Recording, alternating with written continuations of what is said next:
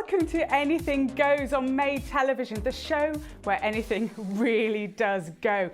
On tonight's programme, we're going to be talking babies, parents, being stuck in a job that you really don't like, and everyone's favourite, genital feelings. We're opening the phone lines now and you can call about any issue, and I really mean any issue. The number to call is 03333 403 700. As I say, I'm Becky Walsh, a modern day agony aunt for your life questions and for some deep insights that you're just not going to get from your friends. This show is all about you and I want to speak to you. So the number to call is 03333 403 700. I will be answering your tweets and emails, so you can get in touch with the show via becky@madetelevision.tv or using the hashtag for Twitter, #callbecky.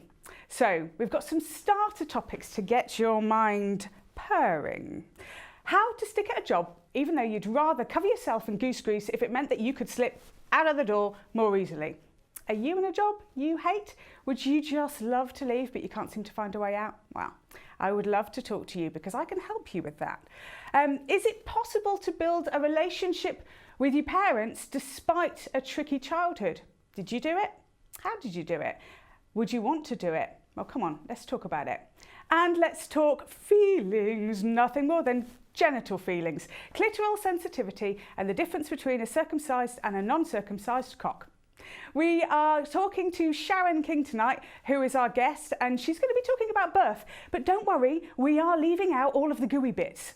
But having said all of that, this show is led by your calls, and you can call me on any subject you want. We don't have to talk about any of those, but I bet you'd want to. The number to call, 03333 403 700. Now, this is your show and it is caller-led, and I know that we've got our very first caller on the line, so I'm properly excited. So, hello Martin, how are you? I'm very well, Becky. How are you? You're very brave. Thank you so much for being our first caller on the show. I really appreciate it. Yeah, you're very welcome. I'm very excited. Oh, me too. I know. I'm so excited. Okay, calming down. I've spent about half an hour do that calming down thing, calming down. Well, you know, it's a good thing. Anyway, Martin, enough about me. What can I do for you? What made you call into the show? So, just going by your question on about in the workplace, I've got a question about how to deal with stress in the workplace. So, up until last year, I was head of menswear design at BHS. And we all know what happened to BHS. Exactly. So, by this time last year, I actually lost my job, and as the company was being sold. And through that time, it's very difficult because many of us were put under constant pressure all throughout the company, even though it's about to be sold, only to be asset stripped at a later date. So that's quite that was really heartbreaking. demoralizing. It was, yeah. It left me in a very strange place because it was a real big step up for me going from one level to a senior level. So it's very disheartening. Can I ask you a bit of a strange question? Do you have, because you strike me as being the kind of person that takes on board everything themselves, and so I'm wondering if, you know, you couldn't, as a single person, even if you were wearing like a knight in shining armour costume, you couldn't have saved the company, but do you feel almost like a sense of guilt about the fact that you couldn't have done more to save it, even though it sounds like you were working really hard? Of course. I mean, I loved my work. Absolutely loved it. And I feel that, you know, I do feel that sense of guilt about it. You're absolutely right. Yeah, okay. So what are you doing now? What's your current job? How have you moved forward in your life? What are you doing? Well, that's the thing. I mean, I've moved into a new role as a design manager since February this year. And we've had huge success for customers. You know, we've had great reaction to collections. We've increased design team hit rate. I'm trying to boost morale. The problem is managers are always looking for fault and trying to put me, my team, under increasing pressure. And I just feel that I'm working to please management's egos, which it seems to be never satisfied. Yeah. So what I want to know is how do I handle this kind of pressure? Okay, so someone like you have a real sense of value, and what's really interesting about values is that your value is that you want to be really well respected and really well liked for turning up and doing a really, really good job. And that is a core fundamental value about who you are.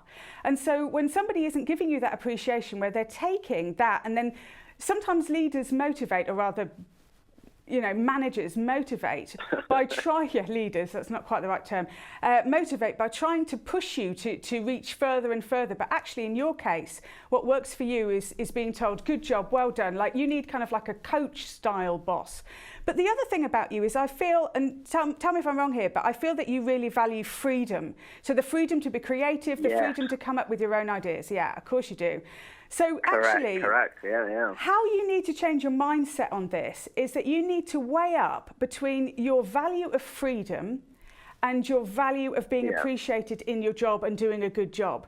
Because when you start to value freedom as equally or more so than the value of being liked and recognised, you'll stop caring as much. And when you stop caring as much, no one can trigger you, because actually your boss isn't your boss isn't creating stress. You create stress by worrying about your boss's opinion of you. So when you actually prioritise freedom over caring about whether or not you're doing a good job, you'll equalise the two things and you bring down your stress levels. Okay? Thanks ever so much for your call, Martin. Wow. I hope that helps you. Thank you so much. We've got another call, so I've got to kind of like jump forward. I'm so sorry. Amber, I hear that you're on the line as well. Hi, Amber.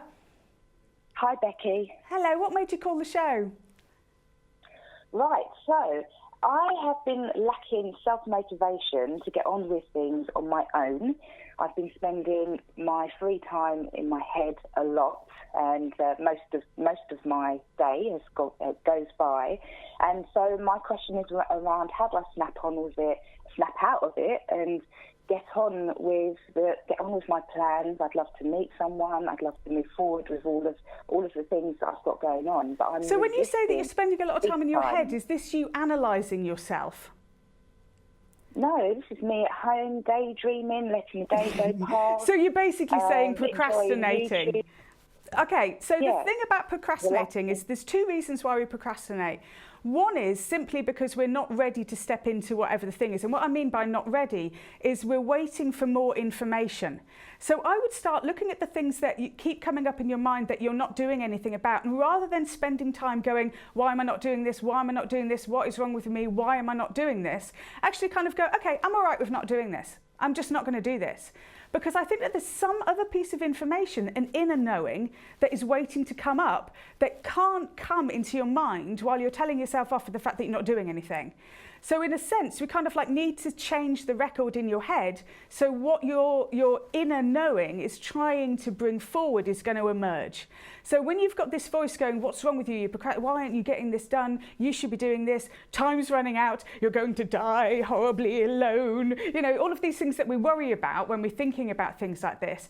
If you just went, do you know what? I'm clearly not doing this, and I'm okay with that, which sounds counterintuitive, but by actually saying I'm okay with that, we stop fighting ourselves and we actually get really in touch with ourselves and see what's doing. Does that make sense, Amber? Does that help you?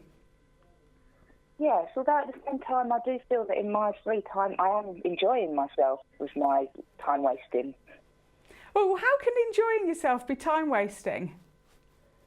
I mean, really, think about it. It's that sense. I mean, where does it come from inside of you when you're feeling like that? What is the voice telling you inside of your head? Is it like a critical voice? Is it an inner critic that's saying you should be doing something more important with your time? It's that I know I'm capable of more. Yeah. So then if you were to go into the I know I'm capable of more and you to actually ask it an inquiry of, well, why am I not doing this? I think it would just basically say, I'm unclear on exactly what it is that I want to do. So you need to really sit down with a really large piece of paper and brainstorm all of the things that you would be proud of if you were kind of like, you know, knocking on to your very, very old age. What if you were told you'd only got this amount of time to live and you were very, very old, what would you want to be proud of in your life? Do that as an exercise and you'll start getting excited about topics and things that you want to do. Does that make sense to you? Yes, okay, I will. That's great stuff. Brilliant, Amber. Thank you so much for your call. But please don't beat yourself up, because do you know what? I think that some of the things about life is just genuinely having a good time. We can work ourselves to death. And at the end of the day, if you're killing yourself for tomorrow and you're not having any fun today, then that's no good at all. We're still taking your calls, so don't forget that you can call into the show on 03333 403 700. I'll be talking to Sharon King. She's going to be talking all about birth. But like I say, not the guru bit. She's going to be talking about how your birth affects your life. And it does indeed. And you can also tweet us as well. Hashtag call Becky. Get involved in the conversation. I'd love to hear your thoughts on the show. Do you like it? Are we doing a good job? It's our first show. Get involved. We would love to hear from you. So coming up, we're just going into a break, and then I'll be back with Sharon King after this.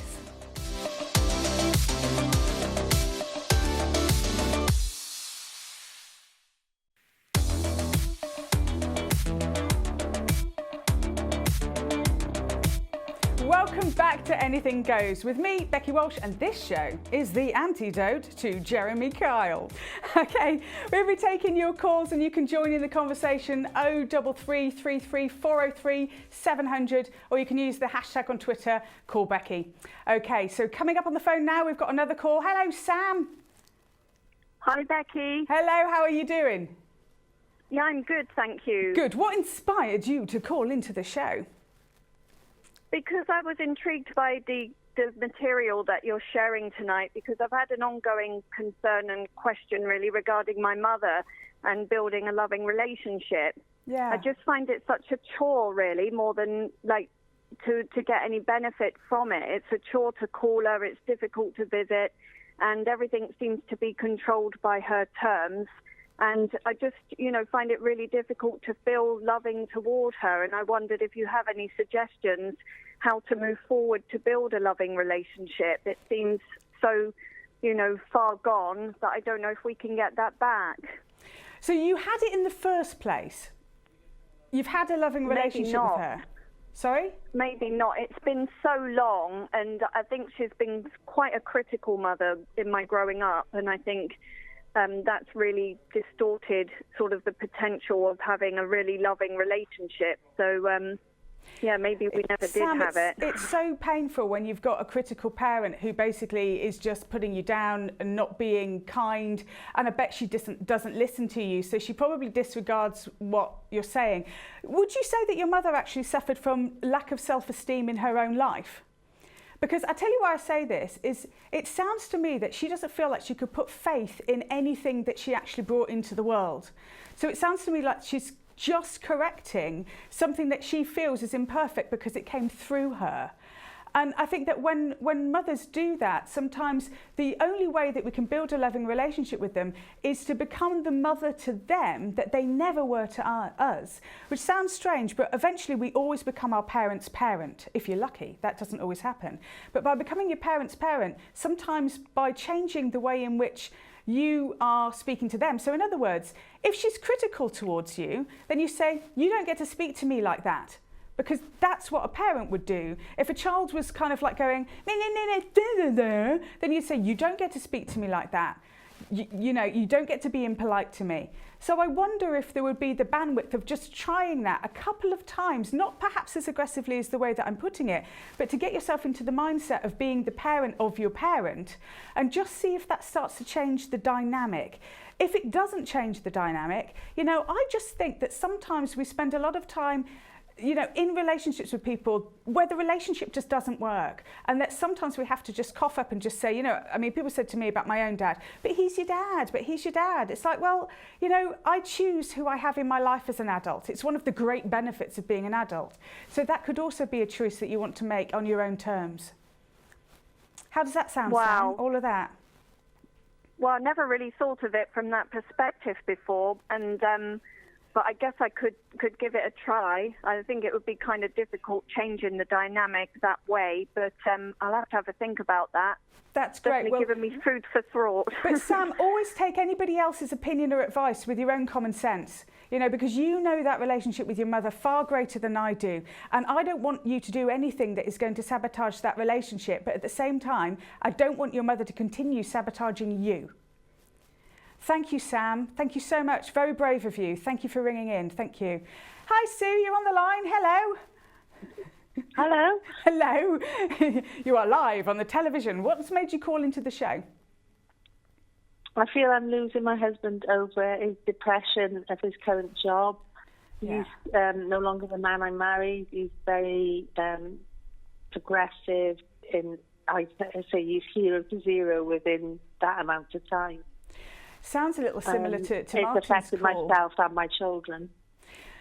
It's really hard when somebody starts to lose themselves behind that fog, and as women we can feel really responsible that we're supposed to be the people that can pull them out of that fog, sometimes by jazz hands and tap dancing, and none of that stuff seems to work. And depression is a bit of a process. Depression is a lot of the feelings that we've repressed, and for a man, you know, they seem to me to have this need to be able to step into their power and be quite, you know, to be seen to be somebody who's contributing to life in a powerful or a dynamic way. I think, you know, it's hard because you want to kind of say, for goodness sake, can't you see? Like, why can't you see? You know, that we all love you and that we all think you're amazing. Why do you have to not see that, you know, your job and the stress and these things in the outside world are making you feel badly about yourself, which is making you feel depressed? Why can't you see that we all think that you're a hero? But unfortunately, sometimes when that depression goes on so long, we stop feeling like that and we just actually start to feel that that becomes a bit of a burden. And I think all you can do, you need to protect yourself, you need to look after yourself.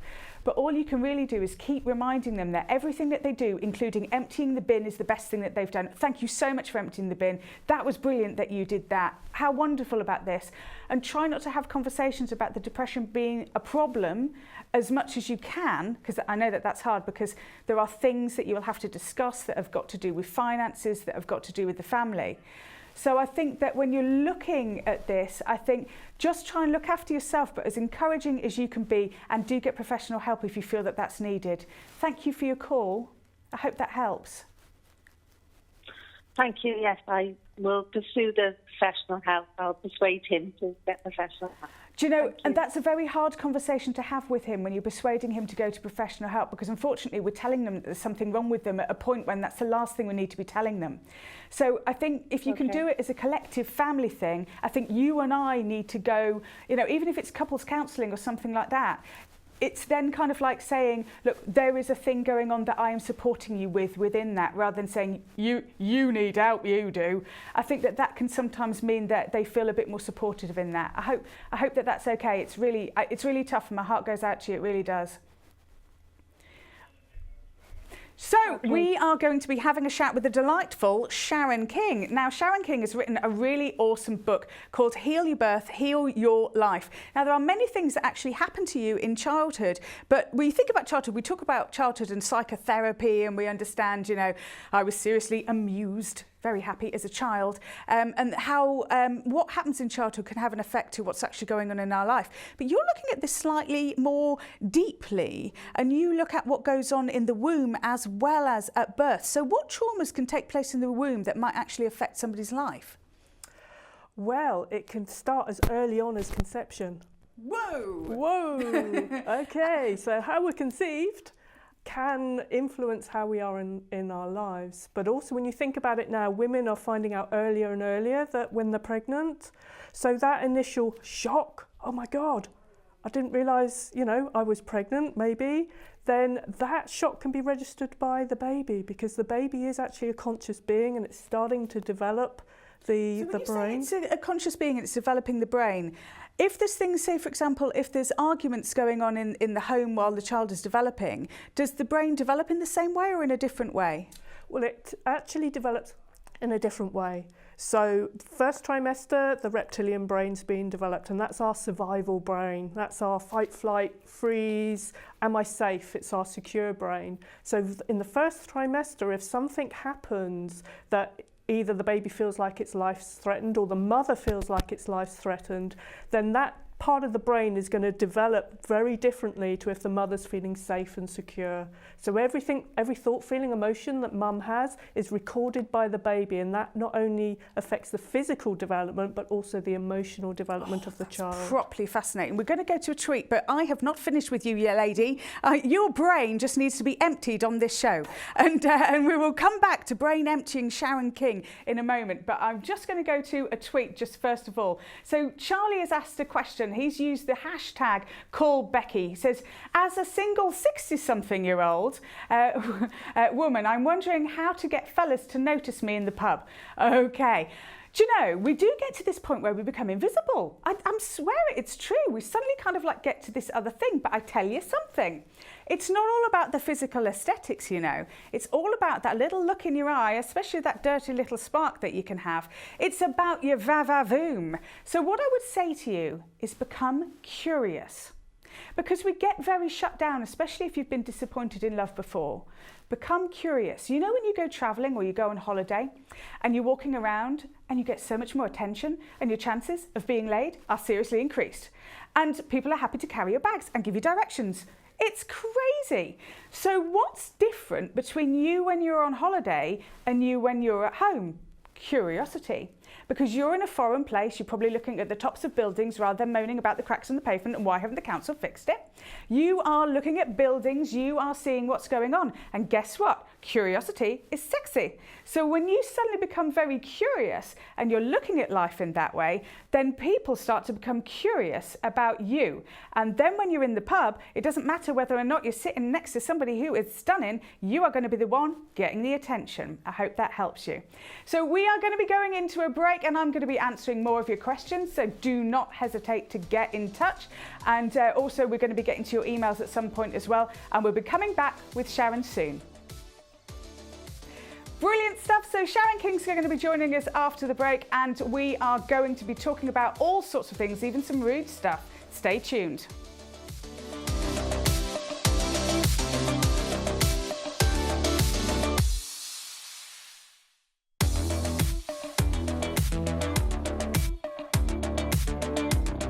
Welcome back to the show. I'm really grateful that you're joining me on Anything Goes. I'm Becky Walsh. This show is led by your calls. It's all yours. You can do whatever you like with it. I am an agony aunt and a problem solver with over 10 years experience in the self-development field. That's why you should call me. Nothing shocks me, and no problem is too small. So test me. Go on, it's up to you. So coming up on the phone, we've got Dom. Hi, Dom. Hi, Becky. How you doing? Hello. What made you call the show? So I've been seeing a girl for about 2.5 months now. We met on a night out.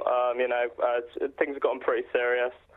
My issue is that she wants to know why I can't finish during penetrative sex, and the reason why is because I have a very particular fetish, and I'm not really sure how to address it with it. Do you know, there are so many people that have fetishes that live them outside of their relationship. And I think, you know, from the get-go of a new relationship, we ought to really kind of set out our cart about what our needs are and what are the things that turn us on. There's also incredible increase on people who are now addicted to porn as well, with some people actually leaving the bedroom to go home and watch porn after spending an evening with their girlfriend. So the difference is in a man's brain in terms of stimulus is that there is a point on an MRI scan when the brain goes from seeing a woman to being a woman into seeing a woman as being an object. And if there's particular things in fetish that turn you on, it's because you can objectify and separate between a person and a person that you may love really deeply and something that actually gets you off sexually because it has a different thing that it is actually lighting up inside of your brain. And this is a little bit of neuroscience for you. So it suddenly has a completely different connection. And what lots of people do is when they're actually getting to that point of fulfillment is they start fantasizing about the other thing. But have you actually started to or tried to talk to her about your fetish, or would she be completely disgusted and freaked out? I think that's the issue. Yeah, that she would be pretty put off by the idea that I was going to propose to her. So I'm not really sure if I'm able to address it. But the issue is that it's putting strain on the relationship because of my inability to. I think she's starting to interpret it as being her fault. like her fault. Of course. Yeah, of course, we all do that. I think you're going to have to kind of, in a sense, start introducing little ideas, perhaps like get a film or something and kind of like go, oh, I didn't expect this to be like this. I don't know what I got out of the DVD shop. Oh, it's a bit strange, isn't it? What do you think of this, or how is that? So that you can just start to kind of open this conversation. The problem is having a secret fetish is like having a secret affair. It's something that actually is fundamentally really upsetting for a woman. Are you happy to share with us a fetish, or is it just like, don't want to talk about it? I will, yeah. It's essentially, I'm really into the idea of her dressed fully as a cat. Yeah, there was a thing on just recently about a dog thing like that, and it's kind of, I think it's just one of those kinds of things that people get really into, is the idea of kind of like animals and this thing and another. I do find that a little strange myself, because thinking about it as a woman, we start to think, well, hang on a minute, have you actually got a thing about cats, or have you just got a thing about Catwoman, or have you got a thing about, and at the end of the day, if it was all about cats, you'd be dressing in fur, probably not latex. So I think the thing is, I think you're going to actually have to come to terms with this in your own mind in some way, and either you're going to have to find something else that gets you turned on, or you're going to have a really important conversation with her. Thank you, Dom. It's good to speak to you, and thank you for being really brave and giving us our first quite crazy call of the evening. But, this is what this show is all about, and so I'm really quite happy that you've done that. So no problem, Dom. You have a lovely evening. Good luck with that. We're going to talk to Sharon now, because I've got more questions for you. I've got the iPad of information, and we've got like loads of things that I've wanted to talk to you about. Now, we actually had a message come in from a lady called Paula. Paula wants to have a second child, but with her first pregnancy, there was an awful lot of nausea. She used a professional term for it, which I can't even pronounce. And she's saying, well, what should I do if I want a second child, but I'm really scared of having the same nausea again? Have you got any advice on that?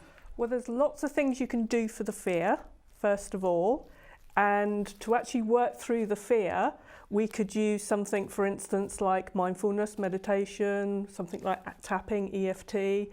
But in my experience, I've actually found that usually having nausea, having morning sickness, is to do with fear of either being pregnant, fear of being a parent, or fear of losing control of your body. Now, is this why? Because I've also heard that when you're travel sick, sitting in the back of cars, that some of that is because you're not in control. Yes. So you're not in control of the car in the front. So do you feel that nausea is linked to control mechanisms? Yes, absolutely. And of course, control is all linked to fear. So there's a really good exercise in my book, which is called writing down your fears. So a fear I have about being out of control is, and you write down that fear and you keep writing it down. And just as another point, if you do get the morning sickness, there's a really good acupressure point that paramedics use.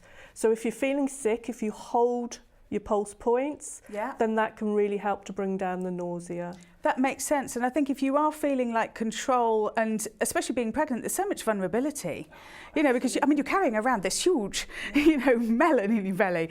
And so there's a huge amount of vulnerability, especially for women, to feel safe in the world whilst being pregnant. I know that I've talked to friends of mine that have been travelling in cars and suddenly feel very different about that experience from being in the car to otherwise. Cool. Thank you for that. There was another thing that we were talking about earlier about the impact. What limiting beliefs could be created in childbirth that you start carrying into adulthood? Is there anything limiting belief-wise that happens in the womb or at birth? Oh, absolutely loads. The major one is I'm not safe and the world's a dangerous place. And how does that come about? It comes about through, if we just, for instance, just take a painful birth. So a painful birth could be a C-section birth, getting trapped in the womb, forceps delivery, anything like that. Then you can make the belief that the world's a painful place, even if it's a painful birth. Being separated from mum at birth is massive. We take the baby away, we do all sorts of things to it, we put it off in a nursery. That separation to the baby is a life-threatening situation. So I'm not safe, I'm not loved, I'm not wanted. And I know you're going to be talking about, parent-child relationship. It can create what's the word I'm looking for? Yeah, like a sense of anxiety, like a limiting belief you're not safe in the world. I mean, I certainly know I was putting into an incubator and my bonding was probably with the lighting. Yeah. So we're going to talk more about this, Sharon. So I'm going to come, but there's a caller and of course it's all caller-led. It's all about the call. Of so course. I'm going to jump to a call. Thank you so much. Andrea, you're on the line. How can I help? Earth calling Andrea. Come in, Andrea. I can't hear Hello you. there. Oh, hello there. And there came the voice of Andrea. Hello, Andrea. What made you ring into the show? Hello. Are you nervous? You sound a bit nervous. Are you okay? Look, it's only me and you. It's only me and you. I'll stare at you really intently. It's only me and you. Yes. Basically, I've moved to Bradford. Okay, that sounds awful. Let me talk about that. No, I'm joking. I've never been. I'm not saying that at all. Oh, blimey, next time I go to Bradford, I'm going to be in trouble. Okay, carry on. To be with a partner. Yeah.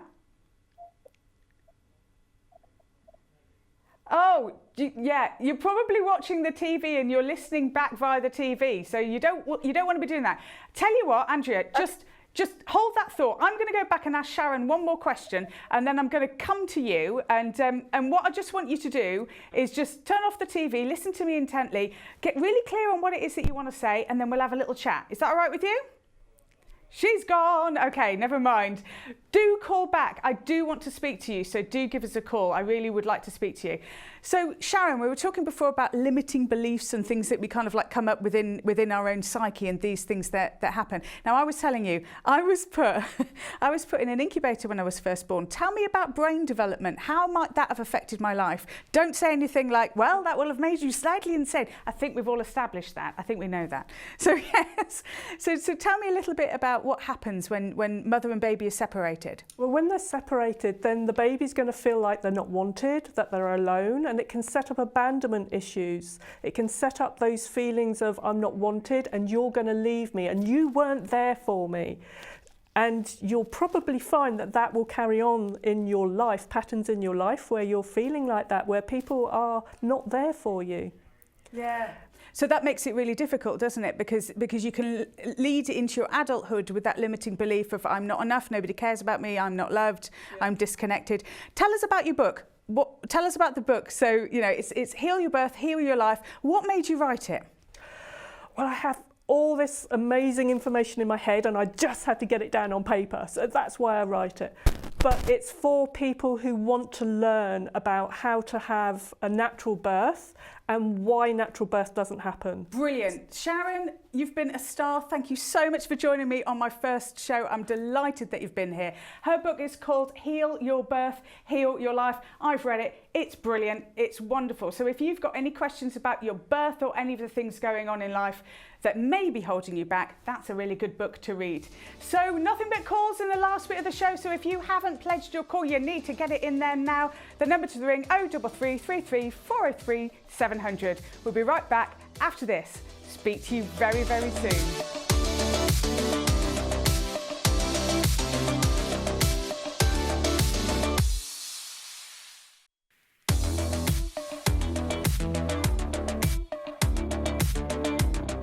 Welcome back to Anything Goes. This has been such a blast. What an amazing evening. And we're now into the final part of the show. I can hardly believe it. The phones have been really, really busy, but I have been told that we have one line free. It's your line. It's sitting there waiting for you. So you need to, everyone's shouting, the phones are ringing, the phones are ringing. The number to call, 0333, that's 4 3s, 403 700. So we really want to talk to you tonight. So you've only got a really small window of opportunity to be able to get your call, to be able to get me to solve your problems, sort things out in your life. So that's good. We've also been getting some emails.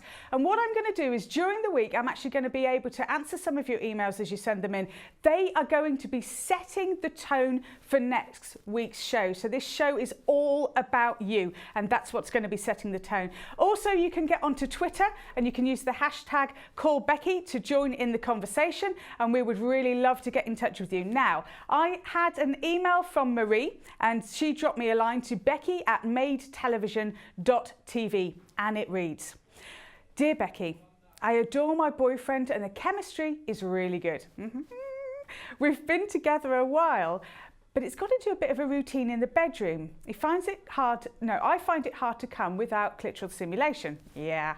But he's a bit heavy-handed, and if I correct him by moving his hand, he loses confidence and gives up. How can I make him a little bit better at the knack of doing that? It's such a difficult one. So the thing is what gets guys and girls, how different we are, is that there are millions of nerve endings inside of a woman's lady bits. Millions and millions of nerve endings. And what happens is a guy thinks that we are as sensitive as they are, and we are way, way, way much, much more sensitive.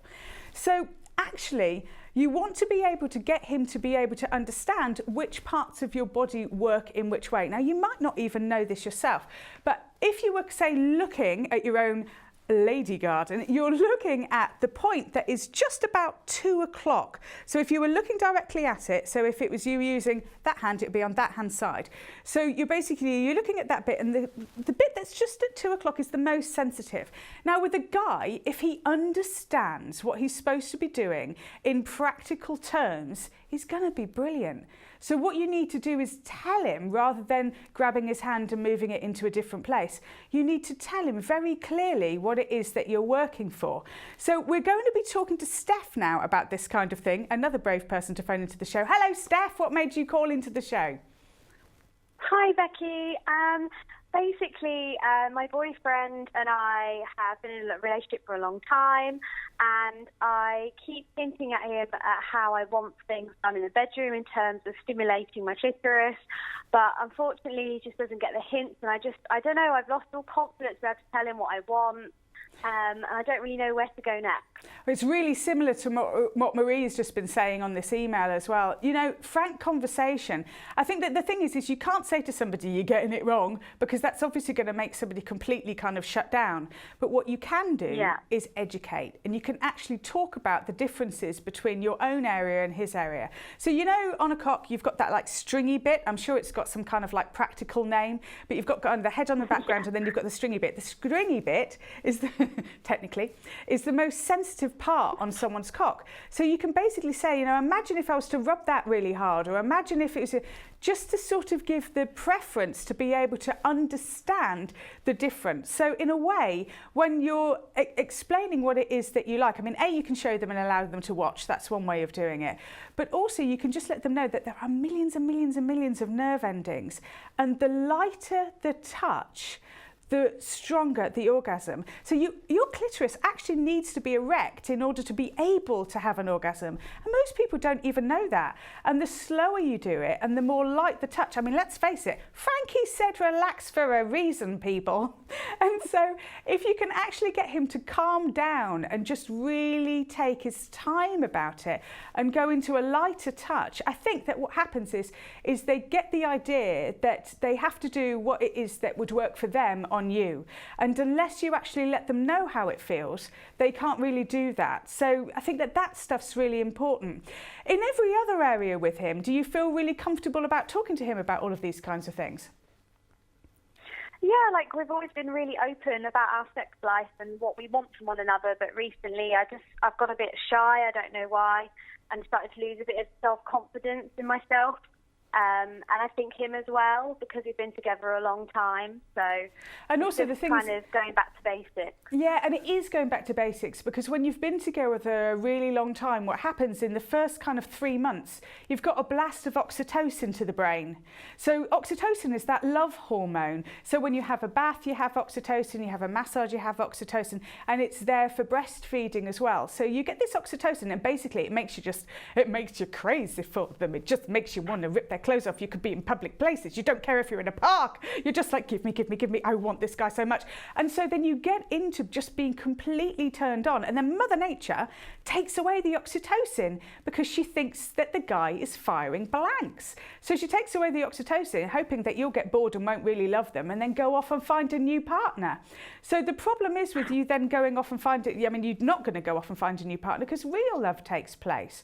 But the problem is you've then got into a bit of a routine in the bedroom. And if you've got into a routine in the bedroom, then it's when the oxytocin's gone, you want more, you want deeper sex, you want deeper connection, you want longer kind of like gazes into that person's eyes. You want to upgrade what you were doing. And I think that starting to look at how you can do it as a meditation, making love as a form of meditation, of real slow practice, of real deep connection. How does that sound to you? Because obviously we're kind of, you know, the times of being kind of like grabbed by the back of the hair and thrown upon the bed, which who doesn't like that, let's face it. But how do you feel about taking it a little slower? Would that be good for you? No, that sounds like a really good idea. Like I was saying, you need to go back to basics and take it slow and kind of renew everything all over again. So yeah, that sounds like a good plan. So I think that that's kind of, you know, I think that when we have these kinds of like things and we talk about a deeper connection, I think that guys really respond to those things, which is really good. Steph, you've been amazing. Thank you for being so open, because, you know, you making that call has just helped so many women who, because this is an epidemic, people. This is an epidemic. So you being on the call and telling me that and sharing that with me has helped so many people who are listening to this tonight, who, in fact, if what I've said is right, give us a fist bump. Go on, give us a fist bump, give us a fist bump. Because then the person standing next to you or sitting next to you is probably going to go, huh, oh, so that's right, is it? In fact, I'll be surprised if a few babies aren't made this evening. Just saying. Okay, so we're going to have a quick look at Twitter as well to see what you guys have been saying. I can't wait to get off this show and read these hashtags and Twitter things. And don't forget, you can still get involved in the conversation way after this show has finished by tweeting Call Becky. I promise you, I'm going to read all of your tweets, even the rude ones. I don't even care. So someone is claiming, oh, this is brilliant, to be the mayor, well, the ex-mayor of Bristol. I love this. Okay, so who wants to get a beach body ready for the summer? Get rid of the red trousers. Beach body ready for the summer, but doesn't have the willpower to stop eating. I don't know what you're talking about. This isn't autobiographical at all. So beach body ready, what even is that? Do we really, you know, my body naked looks like an 18th century oil painting. On a beach, it looks like an abandoned whale. The thing is that whatever it is that is fashionable to sort of say that this is a beautiful body and that isn't a beautiful body, that we all have to look like skinny chips instead of great big chunky fat fries, you know? Well, who wants to do that? So here's the thing, are you happy? Are you happy? Because when you have a body that represents a happy person, when you have a body that actually says, I love my life, then that's the most important thing. Just don't get one of those weirdy swimming things that hold all your bits up and slings them over your shoulders, because that's not going to be a good thing. And I just want to say, I do not believe that that was the mayor of Bristol sending me a tweet. So I don't think he's actually really worried about his speech ready. I'm just saying, and yeah, he's just not the mayor. So don't start sending me in libel suits. I don't even know if I'm insured. Are we insured? I don't even know if we're insured. So a huge thank you for Sharon King for joining us, and she's made that episode of Anything Goes. Her book is called Heal Your Birth, Heal Your Life. And a massive thank you for everybody that's been calling in tweets and texts. We have covered some stuff tonight. We've talked about fetishes. We've talked about what makes you tick in the bedroom. We've spoken about family relationships and struggles. But I tell you this show is led by you. What do you want me to be talking about on next week's show? You need to be sending us in an email and letting us know. But in the meantime, we're going to be looking at, by curiosity, do lesbians really hate bisexual women? And what the heck is fluid? It could have been worse. They could have called it moist. That would have been bad. We'll be talking about how to turn the work bully into the best friend, and hungover and paranoid, how to cope with the voice in your head despite what you did the night before. So I really hope that you can join us. You can question me during the week. Becky at maidetelevision.tv, and don't forget that you can leave us a voicemail or send us a tweet using the hashtag #CallBecky. Thank you so much to everyone who was part of the show, and thank you to the Made team. Good night. Thank you so much for joining us. Don't forget, you've got this.